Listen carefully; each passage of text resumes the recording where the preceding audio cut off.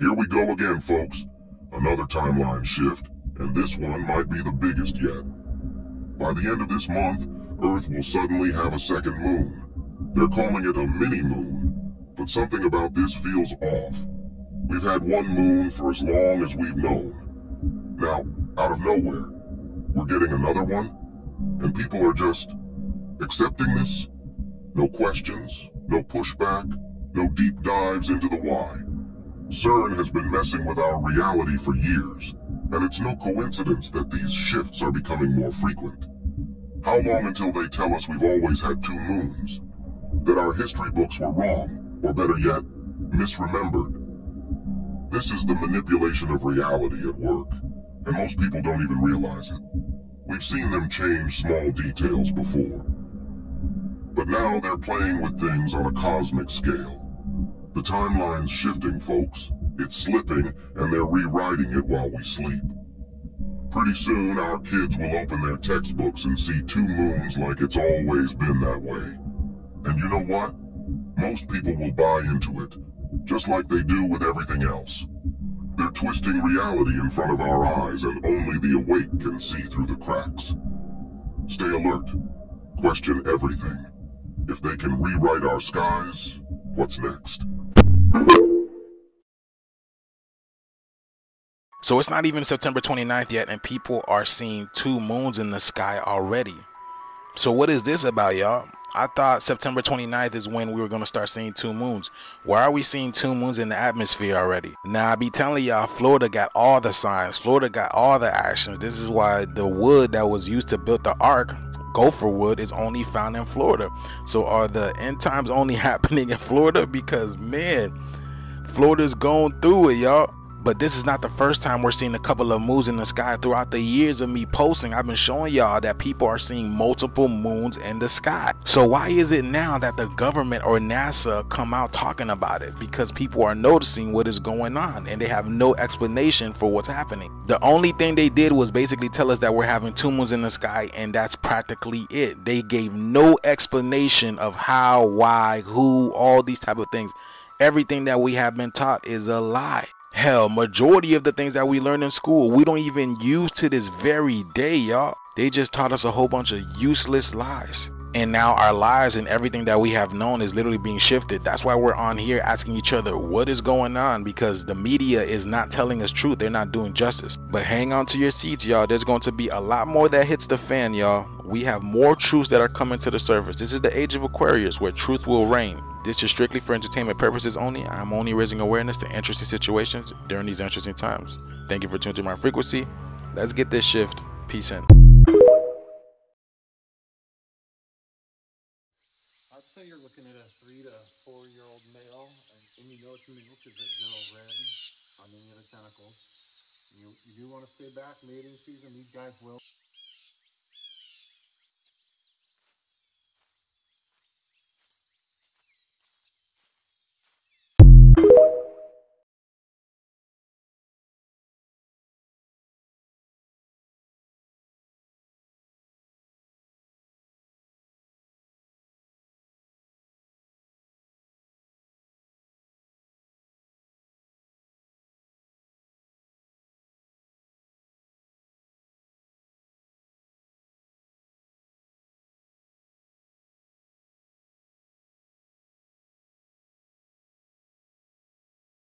Remember I kept telling y'all there was something going on in California? Listen.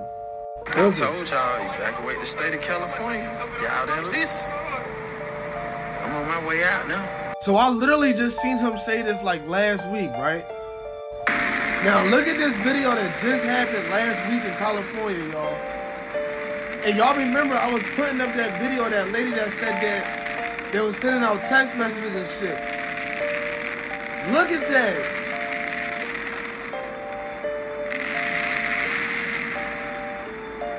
That looked just like from the movie, what's that shit called? War of the Worlds. Weird ass cloud.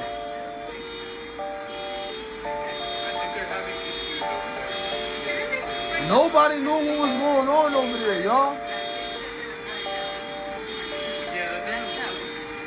Now, you know what that reminded me of? It reminded me of this movie called Battle Los Angeles, yo. That really was a real event back in the early 1900s or mid-1900s. But I'm going to go to that in a second. But peep this shit, yo. Could this be propaganda? The Battle of LA happened right around 1942. Just so you know, it was a real event. At this point, everybody just keep their eyes open, yo. Here we go! They carved it into this young man's chest, and nothing has happened to them yet.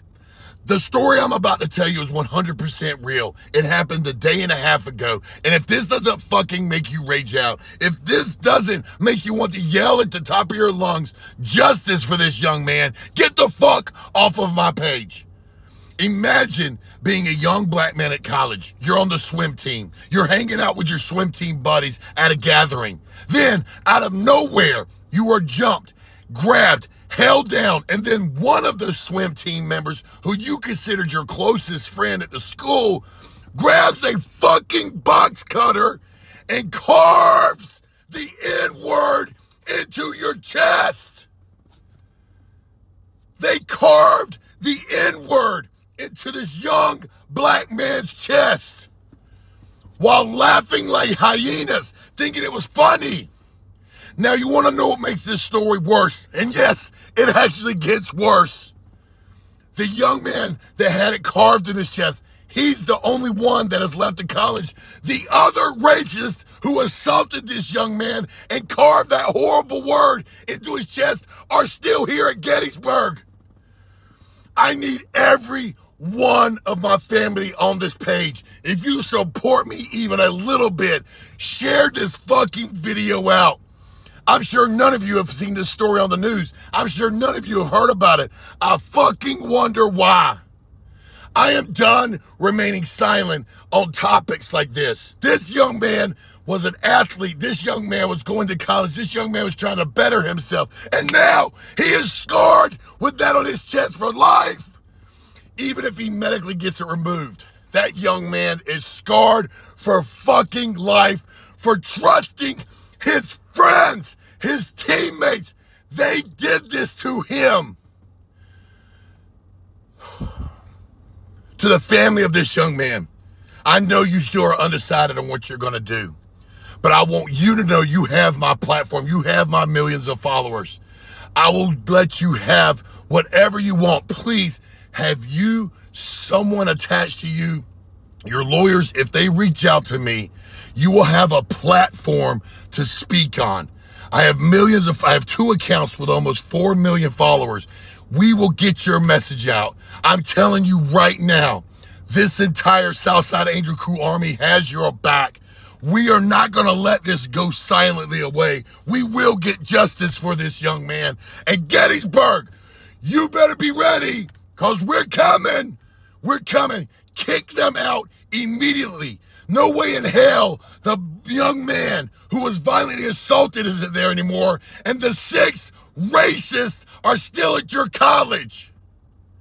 Share this video. Like, comment, watch the whole thing. Please, I'm begging you, repost it, get it on Facebook, get it out there everywhere. This is a story. These racists are still at this school, guys. Let's get them out by the end of the day. These people saw a UFO coming out of the water, got it all on camera.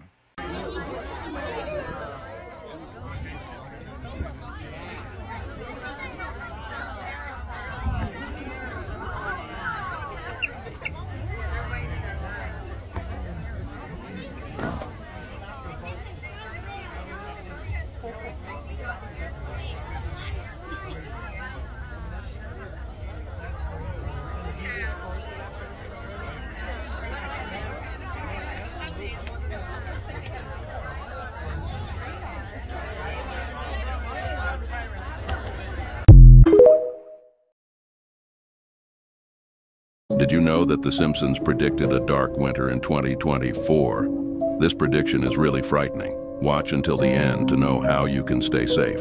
an episode from season 33 that appears to have made references to the possibility of something similar to a dark winter emerging in America. In this episode, a strong winter blizzard covers Springfield, trapping the Simpson family inside their home. The fact that the show aired just a few months before winter 2024 makes it even more intriguing. What's even more alarming is that pandemic experts and government officials refer to a hypothetical crisis scenario featuring a combined catastrophe as a dark winter.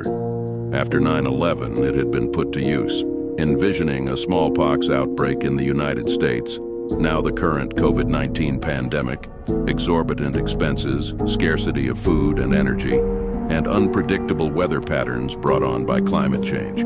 Some fear that America may experience a crisis similar to the one depicted in a Simpsons episode. Whether or not the rumor about a genuinely dark winter in 2024 is accurate, only time will tell. Let's wait and see. Now, here's another extremely surprising prediction for 2024. Click share, click on more, and then click on Google Maps to see where the dark winter is hitting first. 10, 9, ignition sequence start. 6, 5, 4, 3, 2, 1, 0.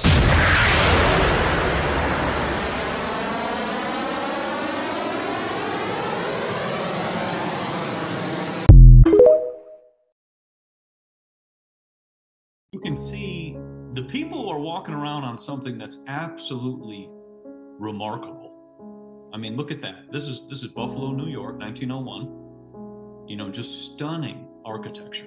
And this all has a frequency. You know, we've talked a lot about this with frequency, resonance, fractals, all of these materials, you know, all the copper that was used. Every statue on top of these buildings had copper. Every angel on top of these buildings had copper. You know, and then you start to wonder, well, copper's only 1% of the soil. Where were they getting it all from? So Buffalo, New York, look at that fountain right there, you know, right in the middle. Just, you know, keeping the water intact. And then this is New York, Buffalo, New York, 1901. You know, this was the sustainable buildings that people were, you know, temporarily building. That's what they were telling us. You got right there, there's more water. And see how the society who was building these, because I don't believe that, you know, they were horse and wagon time at that time, but the society who was building this, look at how much they cherished water. I mean, there's so much water and fountains and all of this. And then you go to the next one, which you have a Coliseum in Buffalo, New York. You know, a picture I don't think many people have seen, which is interesting. You know, you have this, and that can be energy. Is this the World's Fair? This is the World's Fair, Yeah. yes. Yeah. This is the picture, and then let me just...